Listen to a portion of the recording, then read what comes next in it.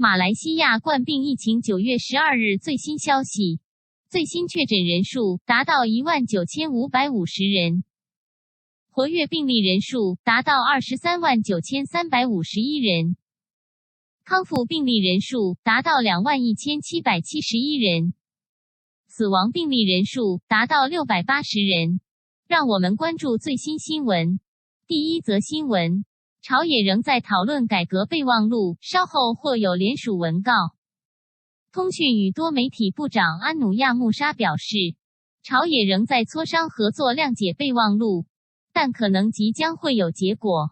安努亚也证实，伊斯麦委任包括他在内的5名部长与西盟的6名代表共组委员会，以便朝野磋商，寻找合作共识。根据西盟的文告，朝野双方的11名代表在前天曾会晤。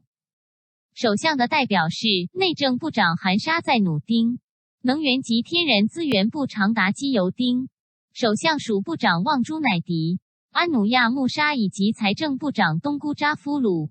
西盟代表则有公正党总秘书塞夫丁、诚信党署理主席沙拉胡丁阿育、行动党组织秘书陆兆福、行动党署理主席戈宾星、公正党宣传主任三苏伊斯甘达以及通讯主任法米。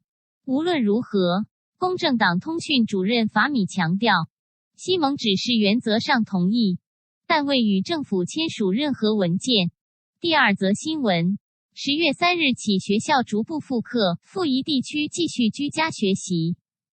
教育部长拉兹吉丁宣布，从10月3日起，全国学校将根据各州的国家复苏计划阶段逐步复课。为处于复议州属的学校将会继续居家学习。他说，回校上课将采用轮流方式，即每一班学生分成2组轮流返校上课及居家学习。返校上课人数限于 50%。 第三则新闻。校长规定学校所有人戴口罩，学生或准穿便服。从10月3日起，全国学校将根据国家复苏计划阶段逐步复课。教育部长拉兹吉丁表示，学校所有人等强制戴口罩。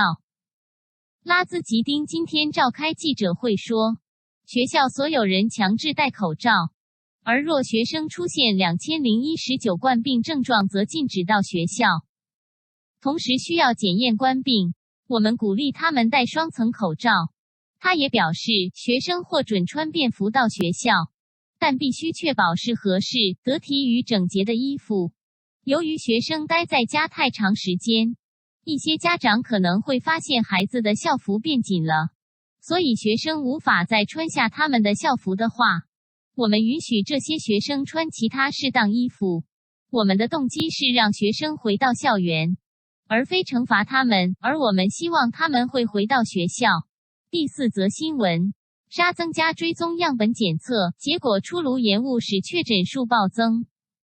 根据沙拉越卫生局，沙拉越今天的新增确诊病例暴增，是基于大量样本囤积有待检测，以致需要更长时间获取检测结果所致。沙拉越卫生局长莫哈默沙比安说，沙拉越今日通报的5291宗新增病例，源自所检测的28065个样本结果，呈阳率达 18.8%， 比 14.5% 平均呈阳率有所上升。他发文告说，单日确诊攀升导致当局在全沙提升追踪接触者活动，尤其是在通报活跃簇群的地点。